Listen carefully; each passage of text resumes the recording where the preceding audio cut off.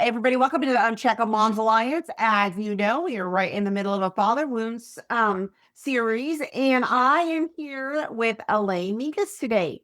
So, about probably, I don't know, a year and a half ago, I saw something that she had put out, and I was like, oh my gosh, someday I got to meet this girl because, she is involved in human trafficking. She's involved in supporting women. She's involved in well, okay, wait, let's back up. She's not really involved in human trafficking. She's involved in helping those who have gone through human trafficking.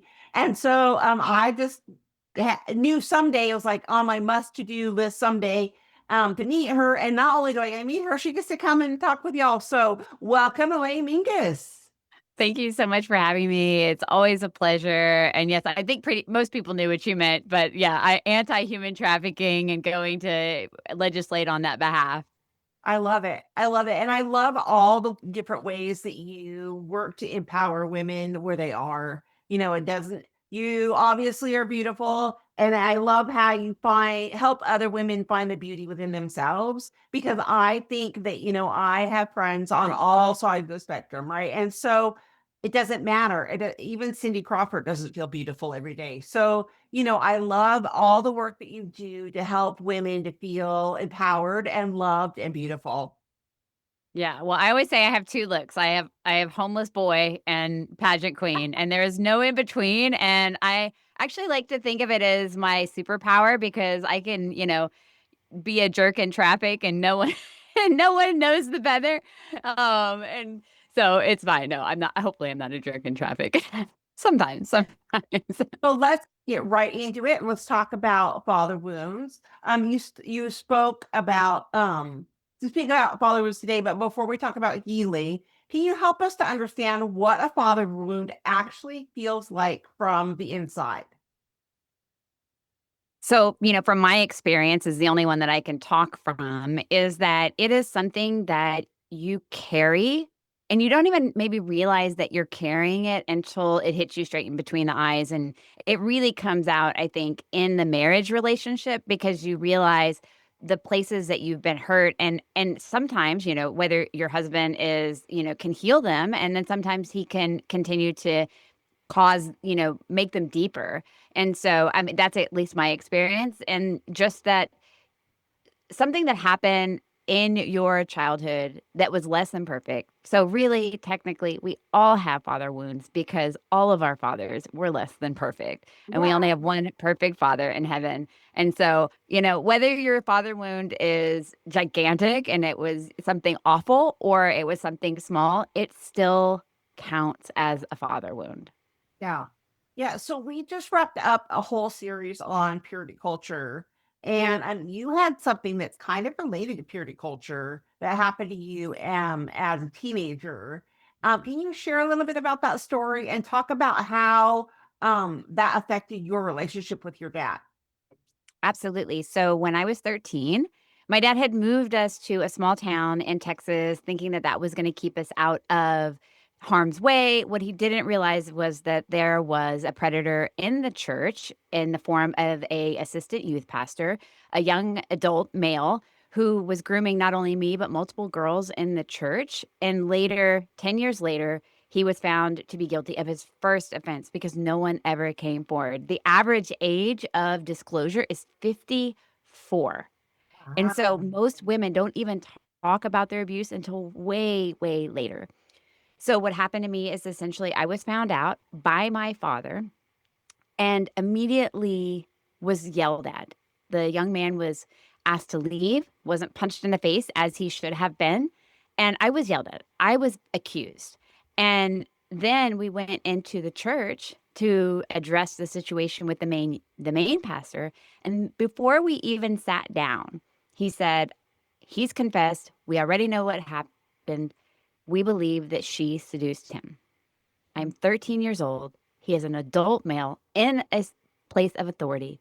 And I was blamed not only by my father, but I was blamed by the church. And, it's really upsetting to me because women often are blamed. That's the first thing. Well, what were you wearing? What did you do? What did you say? How much did you have to drink? Yeah. And none of those things actually matter. because there is actually a museum for women that have been molested or been raped about what they wore. And it's filled with onesies, diapers, burqas, pajamas, like Tweety Bird pajamas and big t-shirts. Yeah. It does not matter what you wore. It doesn't matter how much you drank. You should be believed at the very beginning, and you should not be blamed.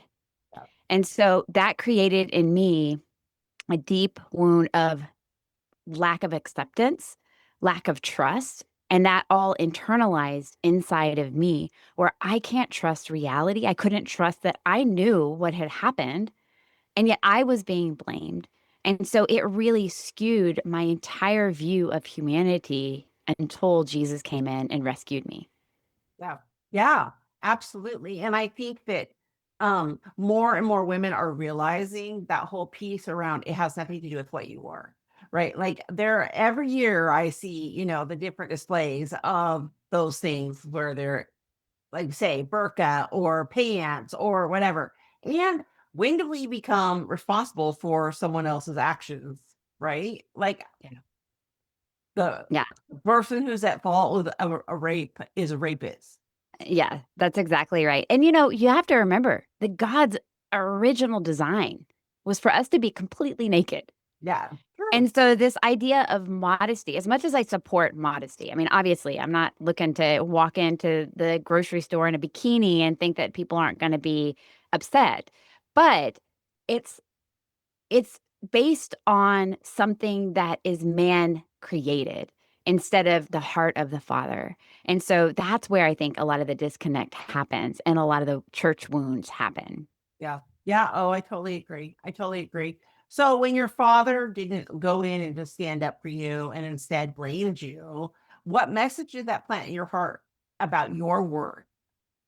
Right. So, I think I want to point out the fact that it was my mother who came to my defense and set up appointments and set up meetings. So it is what it is and what it wasn't. So what it did was made me realize that a woman has to defend herself. The man won't help her. He won't protect her. Yeah. The woman has to stand up. We have to do our own work. We have to push forward and protect ourselves because no one else is coming to save us. Yeah. And that can create a situation where that's not how we were created. First of all, Adam was created first and Eve was created second, and he was created underneath a rib and underneath his arms so that he could wrap his arm around her and protect her.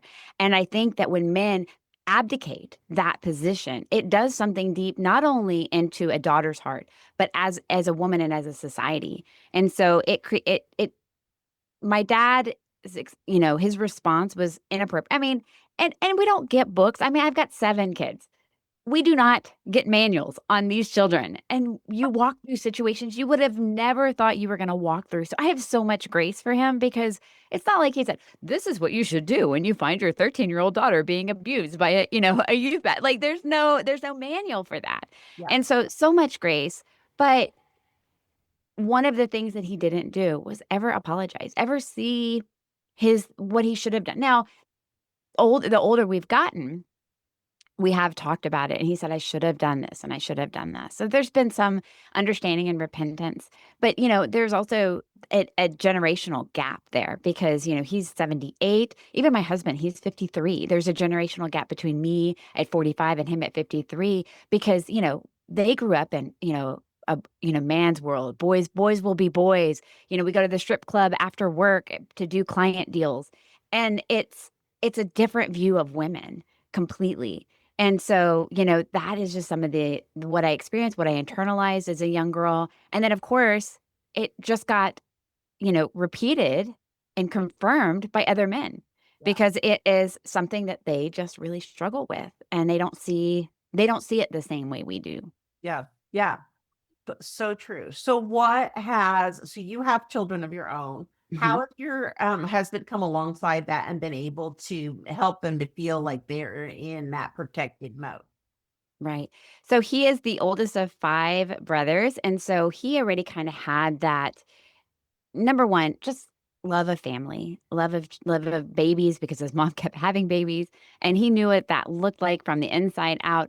And I think that that was a real beautiful thing because he does. I mean, the moment he likes babies more than I like babies. Like he's just like, give me that baby, let me hold that baby. And that was very healing because my parent, my dad was very much a workaholic and that's what he valued. And, he it was my mom that, valued family. My husband's like, let's go camping, let's go hang out with the family. And I'm all like, I need, let's go to the beach. Let's sit at the pool. I don't want to do any, no one touched me, because I've got so many. And so he's been just such a beautiful example of what Christ is like. He loves me, he serves me, and he's done so much healing in my experience with him.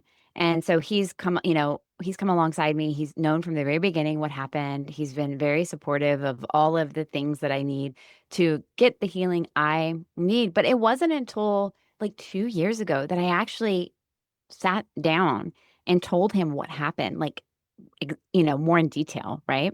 Wow. And I realized, gosh, it took me like, I think I was 42, 43, for like 30 something, years to actually even say those things aloud. I had never, not once, told anybody exactly what happened. I've replayed it a billion times in my head, and it just shook me that I was like, I've never said these words out loud. I've Wow. never, I've never done this. And he was the first person to listen and hear that. And he just met me with such grace, such kindness, such anger too, and because we have 5 daughters, and sons obviously are potentially victims of abuse as well, but he has been so protective over them, and and he has his own flaws, his own fears as a father, and he's done his own damage, because like he just, they're girls and they want to wear cute things, and he's like, no, you can't wear that. And so we've walked through our own like purity culture thing, as homeschooling. We homeschooled for 15 years.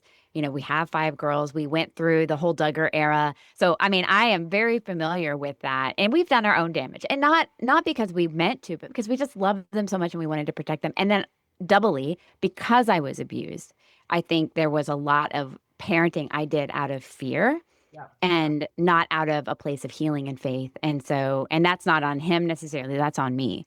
Yeah. And so we just grow, and we've apologized to our kids. And that's one of the biggest things that I think a parent can do is like, I messed up. I was a baby raising babies, and I am so sorry. Let's talk about it. And I'm just going to listen, and I'm not going to judge. Yeah. Yeah. So that is such good advice, because I think that too often we parent out of fear, right? Like we see either our own experiences or we see what's out there and we're like, oh my gosh, we don't want this to happen. So we need to, like, parent in this great fear piece. And the reality is sometimes we just got to take a step back and apologize and listen versus like instruct. Yeah. Yeah. It's so easy to want to talk, but God says that, be slow to speak and slow to anger and be quick to listen. And it's like, we don't, we just take that. We reverse the whole thing. I know, but I have to remember God gave us 2 ears and 1 mouth, right? If only we remembered that. Yeah. With our inner, partnerships too. Men sometimes like us to listen to. So how did growing up in a successful, wealthy family shape your understanding of achievement, approval, and love? Mhm. So I was very blessed to grow up in a family that I didn't want for anything, but the problem is that my father's mentality about wealth was still a poverty mentality. He had grown up in great poverty because both of his parents were born, or were one of them was born deaf and one of them became deaf.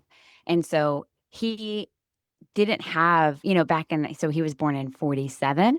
So you're talking about the 50s and 60s. They thought deaf people were dumb. They would swindle them all the time. My grandfather was a house painter, and I mean, people wouldn't pay him. And they actually I'm actually named after Elaine, a woman named Elaine Ong, who was the daughter that my father played with of the local grocery store that gave groceries to his family because they were so poor. And so that poverty mentality followed him into adulthood. Mm. And so despite the fact that he had great success and he was very well to do, it didn't track. And so I actually grew up thinking that we were always going to like lose everything because he would be like, well, that next big deal has to come through. If it doesn't come through, we're going to be broke. Might not be able to afford Christmas. And so I kind of like, I didn't realize how, like, I knew we were okay, like comparatively to my friends, but it was always that fear of like, we're going to lose it any minute. Yeah. And so I took that onto into my adulthood. And because they were such hustlers and they did, my dad was a hustler, my mom was a hustler, like, not actual hustle, but, like they knew there was hustle culture before hustle culture was cool. And they would always do things to create really not just create wealth, create community, create something to do, purpose. And so I followed in their footsteps. And so when I got into adulthood and even up until now, I've struggled with thinking that my value and my worth was based in my productivity Yeah. instead of who I am and my identity in Christ. And so when you know, and it was even more solidified when I was blamed because I did bad things. I must be bad. And if I did good things, I was like rewarded because I was very smart in school, made straight A's. I was rewarded for making straight A's. And so, and obviously parents don't mean to create like a lack of value in yourself, and they try to push you towards value and productivity. Like they're just trying to reward good behavior. Yeah. But when you have a wound like that, that is, not only you're bad and you must earn your keep type of thing or earn your goodness. And then you have a father that, is living that day in and day out. That really that sunk deep inside of me. So it did affect me negatively. But it also made me into like an amazing person who, I mean, like I can bootstrap anything and everything. I mean, my skill set is like top tier. True, true. Well, and I think it goes back to what we talked about a little bit before, right? Is like we see the bigger picture for our kids and we're like, okay, this is what you have to do. So, oh, good, you're getting good grades. I want to reward that because I can see long term how that will help you. And inadvertently, if you have, if you're wounded that way, then it doesn't help as much as it could. Yeah. Yeah. Ugh. Okay. Um, so how do you no, so okay, so you've talked a little bit about feeling like you were never doing enough. How did your father's expectations become your own inner voice? So I think, when I'm doing anything, it's that same fear that I'm talking about. Like I could lose this all in a moment. And so it's created anxiety in me that is misplaced because at the end of the day, what I'm realizing, and I was actually listening to a sermon the other day, it says that there's the source and it's God and he's the only source. And that's why it says the love of money is the root of all evil, because it's like, and in the next verses, it talks about you cannot serve God and money because you can only view one thing as the source. Yeah. It's either God or your own provision. He Yeah. says there are resources that come from the source, and that's okay. Money being one of those resources, and placing that in the right place in your life is so important. And so, the thing that I battle is to constantly remember that I could do nothing and still be valuable. I could do nothing and still, like, I could, God could give me, a winning lottery ticket. Like, I don't have to earn anything that I have.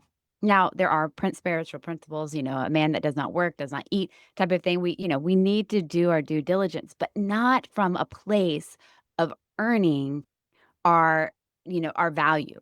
We are intrinsically valuable just by being born. I always love to tell my kids, you already won the greatest race of your life. You were set against millions. When your father and mother came together, you were set against millions and you won. And so there is purpose for you being here. It was not an accident that you, out of all of the many millions of things swimming around in there, got chosen and fought and actually survived that reduplication process. Yeah. Like, think how many children are die in the womb and stuff like that. You made it here. And so really realizing that your value was already established before you ever took your first breath. I think that that is what so many moms need to hear today, right? You are valuable just because of who you are and just because of the miracle of your birth. I think we get so entrenched in the day-to-day life and the stresses of whatever that looks like in your family, whether it's money, whether it's kids going through a hard time or whatever that looks like. And we forget how important we are. We forget the incredible miracle that we truly are. And I, Yeah. I love that reminder. I think that's so important. Yeah. Yeah. So, do you think that many high achieving women are actually chasing a father's approval long after their childhood's over? Oh, 100%. 100%. And, and it doesn't, obviously have to just be a father's wound. It could be a mother's wound or whoever was your caretaker as well. Because Yeah. I want to make sure that, the listeners that are listening that don't maybe have fathers or Yeah. mothers, that they realize it's any, these father wounds, quote unquote, like we call them father wounds, but they can come from any male figure in your life that made a significant impact Yeah. in you. And so absolutely. I mean, we're all, and it's and we're and I would say, like here are the 3 steps to overcome chase, high achieving women to chase father. I'm like, no, there is none. It's a daily sloughing off of that onion skin that collects literally overnight. Like we literally have skin that is like constantly like sloughing off. Like that is how you have to live your life. You are never going to, wake up and never have a single hair fall out of your head or a single skin cell fall off you, and everything's always going to be beautiful. Like you've got to delete that image out of your head and realize every single day here until the day we enter into paradise is going to be us learning how to stand in the image that we were always created to be. Yeah. It is a reconciling to the perfection that we were intended for. And so, as long as you keep going towards that, you can fall down 1,000 times. We like to think it's a very linear thing. You can fall down 1,000 times, but if you get up 1,001, you are doing the right thing. Yeah, absolutely. Absolutely. I love that. One of the most heartbreaking parts of your story is being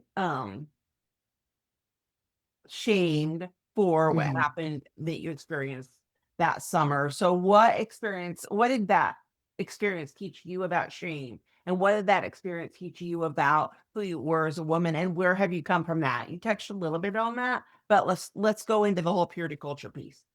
Yeah. So, after being found out, I internalized that guilt and shame. And one of or the thing that I teach is storytelling.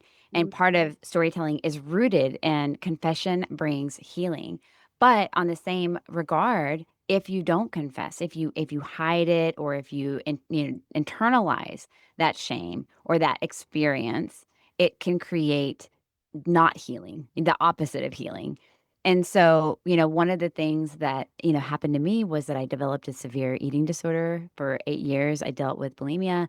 I lost a baby because I was so waifishly thin at 16, dealt with that all on my own and no one ever knew. And which was because I was just so ashamed that of who I was. And then that led to, during that whole time I was, experimenting with alcohol and drugs. And it got to the point where I was eventually having a almost daily heroin addiction, injecting heroin, cocaine and, all the really hard drugs that, would scare any parent to know that their kid is doing. And and it wasn't until I walked into a church and demanded to pray. I had taken some drugs and I had driven around and walked into this church, demanded a Bible and demanded to pray. And that was the moment that everything changed for me. And so as much as I like hate what happened to me, it was, God doesn't waste anything and Yeah. he uses it. And one of the things that I've been complaining lately to God about, why is all this dark stuff happening? Why is all this bad stuff? Like, why do I have to experience it? Like, why am I struggling in this area, in this area, in this area? Like, what are you doing? Do you not see me? And he goes, Elaine, your mission statement literally is to bring light to the darkness and to set the captives free. Why are you so angry when you see darkness all around you? When you experience darkness, Mhm. you are the light. You are the candle that is bringing. How are you going to go in and rescue people if you don't actually step into the darkness? So why are you surprised when these hard trials come your way? Like this is your calling. And I'm like, okay, but just one day on the beach would be nice. Okay, guys, that would be really, really nice. But I think the time is short. I think that we are headed for, a lot of spiritual, economic downturn. And I think that God is saying, you know what, I need soldiers to battle on for what I am trying to do here, and rescue those people who really need hope, because there's a lot of people out there that are just stuck in a dark place, and they don't know anything else. And so, that's my job, is to go in there and tell them there is hope. Yeah. Yeah, absolutely. So expand a little bit more about your story. So at 16, you are in the midst of battling bulimia, you Hmm. get pregnant, you're Hmm. on all kinds of drugs. Like, share a Hmm. little bit about that, because I know that there are moms out there whose girls or and boys, actually, their kids are in that same spot, or they've been in that same spot and they just keep beating themselves up about it. Hmm. Oh, yeah. Oh gosh. One of the things the Lord has released me from is, and I always call it divorcing my kids. That's really the hard term for it. But I was so worried that my kids were going to experience what I experienced. And if you've heard the term, it's like you become the adult that you always needed. And so I became the adult that I always needed to my children. And I would make sure I would talk about their feelings, because we never talked about what happened to me ever after that. Like, I wasn't, it was the 90s, but I didn't get on medication. Prozac was for crazy people. Therapy was for crazy people. That's just not what happened. The word grooming didn't even exist. So there wasn't even a term for what happened to me, because, it wasn't violent. It wasn't this, like, awful rape scene you see on the movies. It was way more subtle. And so, um, you know, I just have really had to learn that I don't have to be that person all the time to them. Like, obviously, as a mom, you want to be there for them, you want to support them, you want to talk about but they have to live through their own experiences. They have to hurt, they have to struggle, and you can't protect them from that. And I was so trying to protect them from all so much, and it was making me crazy. It was causing me some severe depression and guilt and shame, and then I would create the language for them to continue to blame me. Well, the reason why I, talk like this or I do this is because mom experienced, abuse, and then she, parented me out of that abuse. And so, kind of giving them like I was trying to give them understanding of why I was doing what I was doing, but it also gave them the language to, like, excuse, like, not excuse their bad behavior, because they didn't have bad behavior in that regard, but I'm just saying, like, excuse, like, well, this is the way I am, instead of dealing with the root of, like, I didn't act right, or I didn't do that, or this is the consequences of my own action. And so I tried to help hide them from that. And last summer, we went through some stuff as a family, and it just made me realize, like, they're their own people. They make decisions based on their own, you know, understanding that's, you know, f full of folly, and that's not me. That's just them being human. And so me, kind of cutting that final string of the umbilical cord and just letting them make mistakes, and realizing, like, that's not my fault. Yeah. And I think that's really the theme of my life lately, is it's not my fault. Because it took me until last summer to finally really, I'd gone to a therapist, and because I kept calling what had happened to me consensual. And she was like, Elaine, I'm going to have to stop you. Like, what happened to you was not consensual. You did not have the ability to consent. Like, what they do is strategical, that caused you to think that you were saying yes, when really you had no ability. You were too young and to understand, and no one should take their place of authority and exploit it. And so, and then again, I had some other conversations and meetings with someone, and I was like, well, do you mean that it's not my fault, even if? Well, what about even if? And she was like, yeah, no, even if. And so, realizing that what they're doing and what they're going through is not my fault either.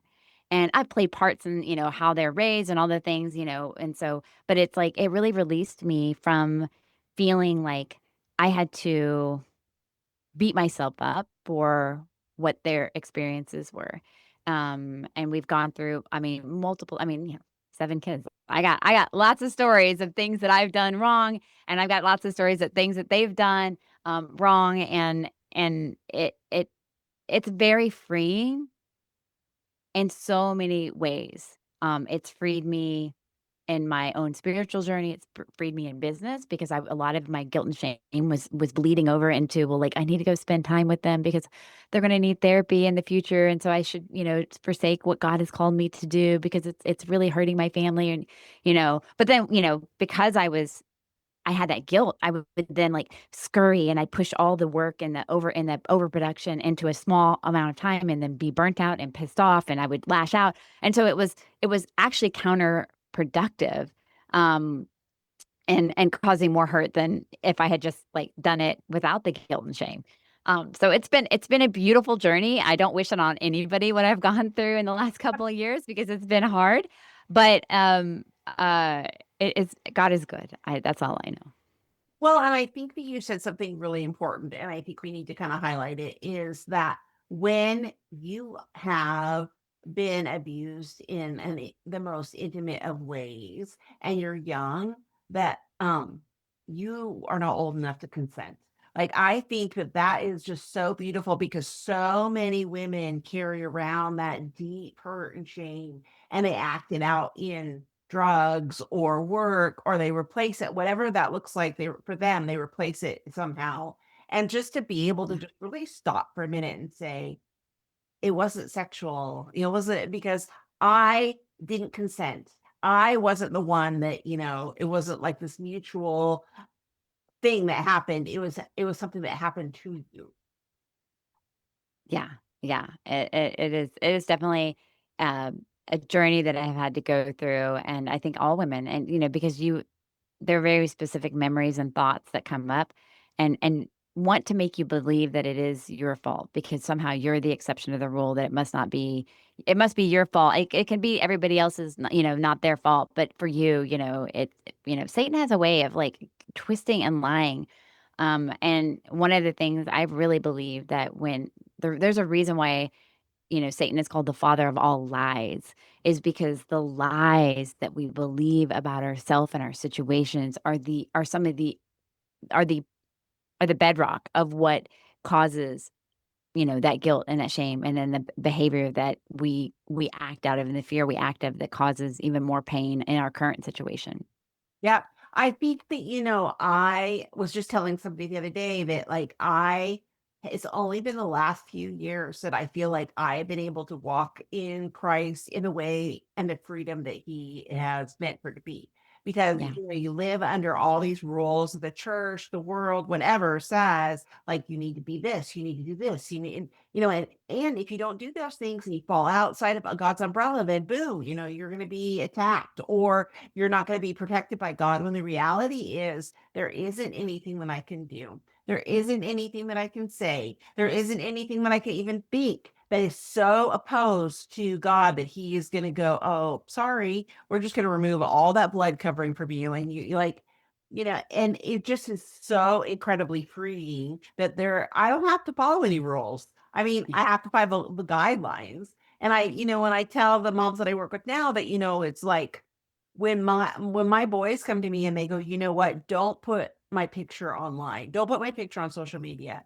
I don't do it because I love them, not because it's like some rule that I have to follow. Like that is the same thing with God. Like I do things because I love him. He has asked me to do some things and I do them because I love him, not because there's some, strict rules. And if I don't do them, or if I don't do them the way that maybe God wants me to, that all of a sudden, like I pull out from his grace.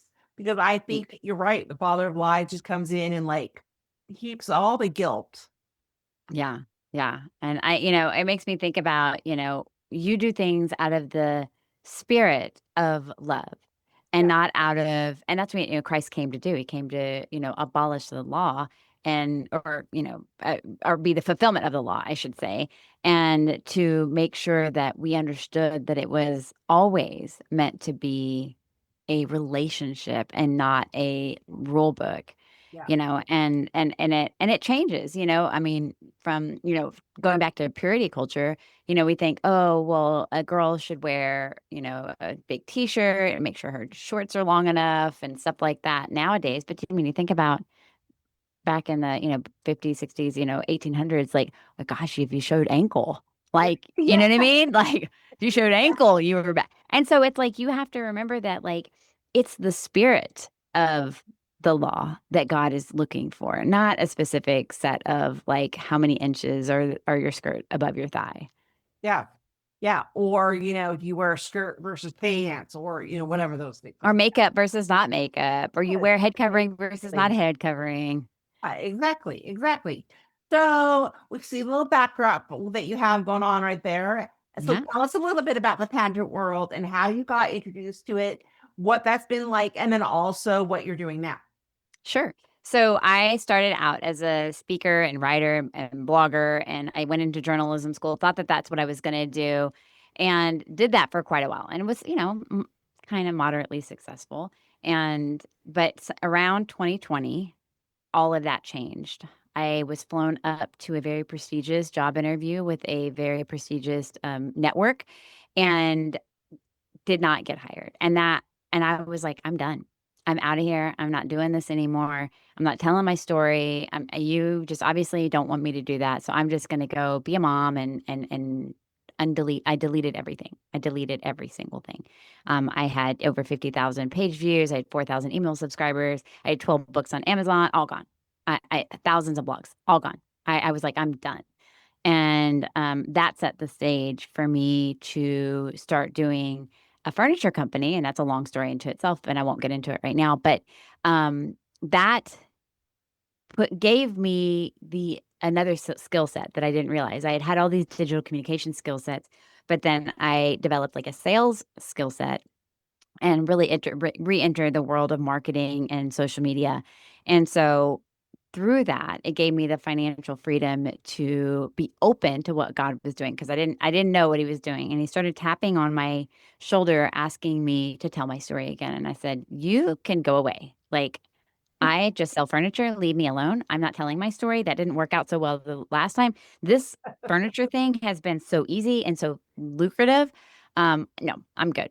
And through a series of events, he made it really obvious that I was supposed to go out and tell my story. And part of it is I saw Miss America speak and Mrs. Universe speak within a 2-week period. And they both essentially said the same thing.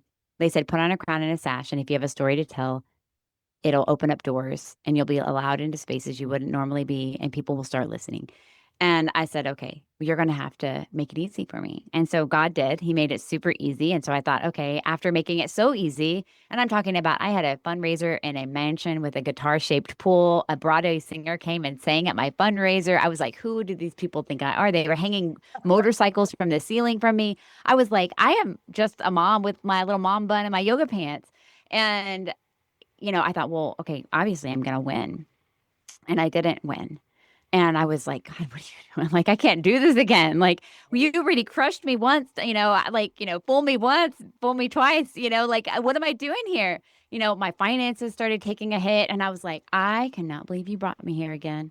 I can't believe I'm in this like hustle thing again, where my mind is all thinking about like, because all I want to do is tell my story. That's all I want to do. It's just really simple, and I, of course, probably partly me just making it super complicated.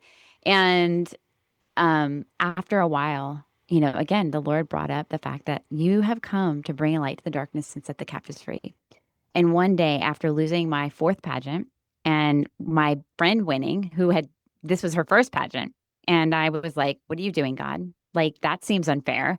And I wasn't jealous necessarily in the way that jealousy happens. I was jealous in the fact that, like, what's my purpose? Like, what are you doing here? Like, you called me to this. Like, I didn't even want to be here. I didn't want Yeah, to. I was fine with my vintage clothes and my roller derby stuff, and like, not this sparkle sash type of life, that you've got me going on. I'm over here getting Botox. Like, I've never done these things before. I didn't come here for this. And I was really angry at God because I just felt really robbed of what I was doing in the lifestyle I was living before. And I walked into her hotel room and I'm congratulating her. And she looked me and I'm saying, God's got such a purpose. And she goes, Elaine, I just want to stop you. I know God has a purpose. I know this year is going to be amazing. But did you know you're the reason I am following Jesus today? Ah. And that's when it hit me. I'm over here chasing a rhinestone crown that, fades and breaks and rusts. And he's saying, you've been doing it all along. You keep asking me, oh, what's my purpose? What's my purpose? Am I living my purpose? And he's like, you are living your purpose. Like, if you could just stop looking at what you see with your eyes and start looking with your spiritual eyes, the eyes of truth and the eyes of faith, then I will be able to speak to you. But if you keep looking at like what the outcomes are in this here and now, you're missing the point. And so, eventually I did go on and I won the Mrs. Texas, which is right here. And so these are all my like sashes that I wore when I was a local contestant and lost. And then I am the current, this one over, you can't see it. It's another Mrs. Texas sash that I'll be competing for next year in 2027 in California with the USA Globe. So I'll be competing for Mrs. USA Globe next summer. And I'm really excited about that one. I'm competing again this summer, and I haven't gotten that sash for that one's just like a small fun pageant that I'm going to be doing. So, but it's allowed me to again share my story. I've been viewed by millions of people over the course of not only just the past 3 years, but of the past 25 years, sharing my story on stages, on podcasts like this, through videos on Instagram, and then I'm now able to help other women share their stories because I came in again with the sales experience, with the digital communication experience. I saw a gap in the pageant industry of a bunch of beautiful women who have stories like mine that are doing amazing things, that have decided not to let their past determine their future, but they're going forward and and they want to tell their story. They want to make an impact, but they don't have the technical or practical skills to do that. And so I've equipped them with that. I create opportunities for them to partner with, event planners or podcasters or any of the other, small businesses that, need a micro influencer to bring attention to their brand. I make sure to partner with them. And I also tell them like what's even possible. Because I think a lot of pageant girls don't even realize, you know, what's possible. Back in the day, when it was Miss Universe and Miss America was like, still on the TV in the 90s. They got apartments and they got cars and they had media blitzes and it was all set up for them. And, they were constantly being called and flown out. And it's like, that's not the day of modern pageantry. Modern pageantry is you doing your own work, your own PR work, your own social media. And it can be exhausting because most of these girls have full-time jobs. Some run nonprofits and have, already speaking at different events and galas and volunteering. And so, just making sure that they're marketing themselves in a way and showing like, because if it's not online, it didn't happen. And so if they spoke at a really prestigious event and they don't post it, well, then no one knows that they're a speaker. And so they're not going to get another speaking gig. And so I make sure to, teach them all the skills so that they can do that. I love that. Okay, so take us through. There's a woman who's listening right now, and she's like, "Huh, you know what? I think I have a story to tell. Maybe I want to be on the whole pageant track. Take me through from decision to do it to being on the stage. What happens in between there? Because you're saying like in a year you're going to compete again. So like that's a long time. So what happens in that year to get yourself ready? Yeah, that's a great question. So, number one, I just want to totally debunk the myth that you have to be, blonde, 110 pounds, 5'7". Like that is 0% truth. We are entering into an era in pageantry and I think in the world where people want to see diversity and not only skin color and height and weight, but able is, different abilities, right? Different people with Down syndrome, people, these are people that are competing and winning major, pageants because they have the training that they know what to say and they are advocating for something that needs advocating for. And so it doesn't matter, anything that you think is going to hold you back from pageantry, your finances, your height, your weight, your all the things. The fact that you're missing a limb. I mean, these are things that we all make excuses. It's not for me because and I know my excuse was more internal. I'm too dark. My story is too dark. I'm like one of like, I'm not, she's a cheerleader looking girl, you know? I mean, sure, if you looked at me, what I look like right now, you know, blonde and sequins and stuff like that, you would think the same, but it's like, no, I mean, my story is so dark. What I've seen is so dark. And so and the Lord had to really tell me and remind me, that's not how I created you. I Yeah. created you light. I created you, you know, I always am like, oh, I want to be, you know, a baddie. And he's like, and then everybody's like, oh, Elaine, you're so cute. You're so happy. And I'm like, that's not really how I see myself. And God's like, but that's how everybody else sees you. And that's how I see you. So you need to align with that. So just, you know, you find a local pageant. Obviously, if you want to reach out to me at Pageantpreneur, which is like entrepreneur and pageantry mixed together, you can, and I can direct you towards something. But just a Google search will do. There's Mrs. Pageantries, there's teen pageantries, there's, you know, baby pageants, there's, you know, you can be 70 years old and be in a pageant. And so you just look for a local pageant on Instagram is probably the best place. That's where pageantry really lives. Google, and you know, just sign up and you pay your entry fee and they send you like your sash. This is my first sash, Mrs. Williamson County, and they send you your sash and you go and you hit the ground running. You don't let the fact that you haven't won hold you back. Like no one knows anything about pageantry. Like no one knows that I bought my entry and I got that sash. I mean, there's sashes that you win, obviously, like this Right. sash I Yeah. won, right? But you know, they don't know. They just love the novelty of a crown and sash Yeah. and a woman with a story. And so you and learning how to strategically apply yourself to get sponsors if you don't want to pay for things yourself, and that creates beautiful dynamic collaborations with your own local community and small businesses. It's like a quid pro quo. Like it helps both parties and learning that strategy, learning that mindset so you don't feel like you're taking donations.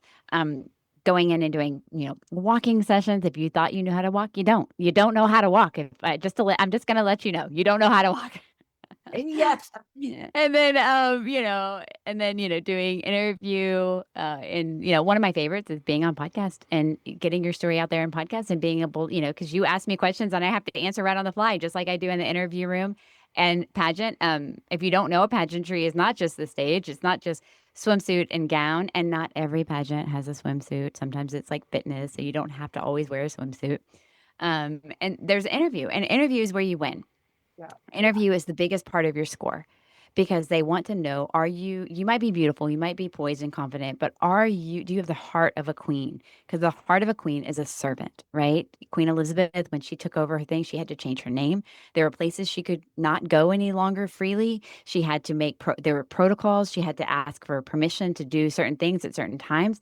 And it's the same thing. The weight of a crown is heavy.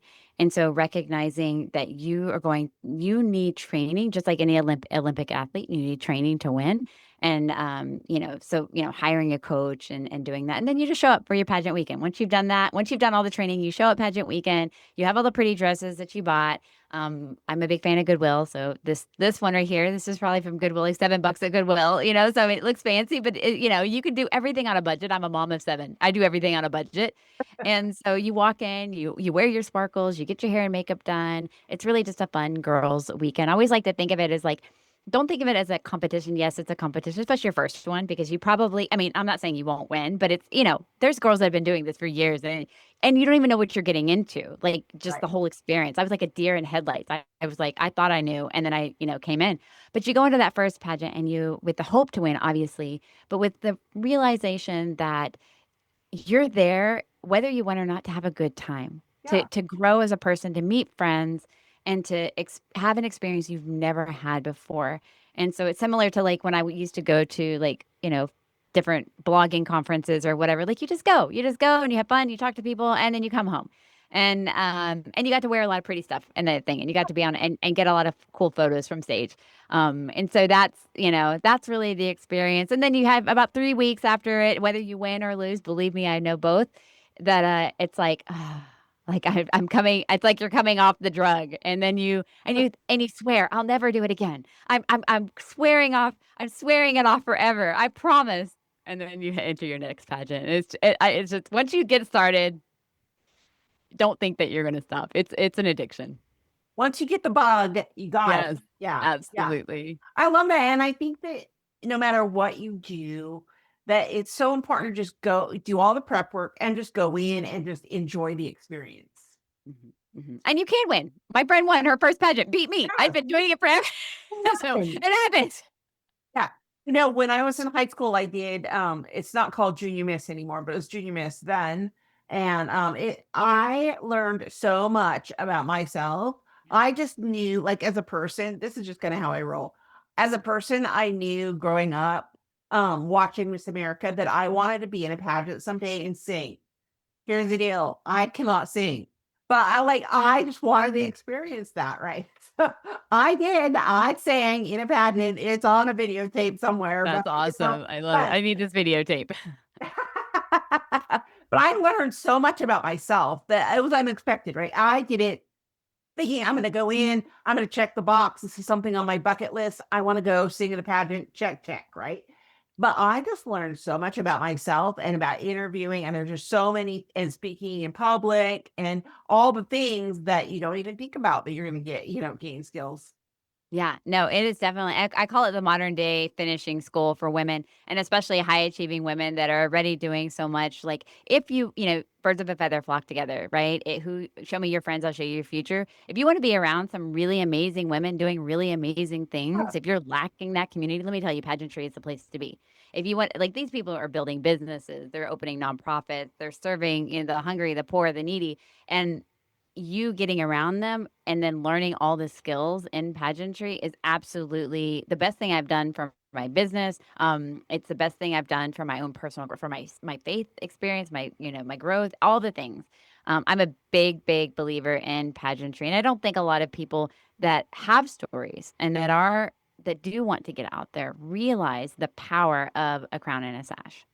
yeah, yeah, absolutely, absolutely. Well, thank you so much for coming and being on our Yeah, podcast. I absolutely. appreciate having you on, and I'm sure we will do it again at some point. Absolutely. Well, thank you for having me on so I can go put on my false lashes and get all dolled up. I'll be sure to put on some yoga pants probably quickly after this interview and pull off my I see lashes. the It'll be the same best thing. moment ever.